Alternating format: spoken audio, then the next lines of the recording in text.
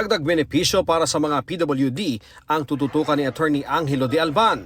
Programa para sa mga mangingisda ang isusulong nina Mimi Doringo, Modi Floranda, Jerome Adonis at Teddy Casino. Kasama rin nilang nag-ikot sa Tacloban sina Representative Franz Castro at Liza Maza.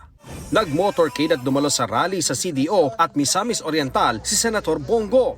Murang pagpapaospital ang tututukan ni Congressman Rodante Marcoleta. Infrastruktura at programang pangkabuhayan ang tinutulak ni Manny Pacquiao. Nag-ikot si Kiko Pangilinan sa palengke ng San Jacinto, Pangasinan. Sa Manggi, Ilocos Norte naman, nag-ikot si Ariel Querubin. Humarap naman sa mga lider ng kabataang barangay si Senator Francis Tolentino. Pagsasabatas ng 200 pesos legislated wage hike ang pangako ni Bam Aquino. Proteksyon ng indigenous people ang tiniyak ni Representative Bonifacio Busita. Dagdag pondo sa edukasyon at kalusugan ang diniin ni Representative Arlene Brosas. Kasama niya sina Amira Lidasan at Nars Alin Andamo. Mga tribal leader ang kinausap ni Allen Capuyan sa Misamis Oriental. Women empowerment ang isa sa advokasya ni Senator Pia Cayetano.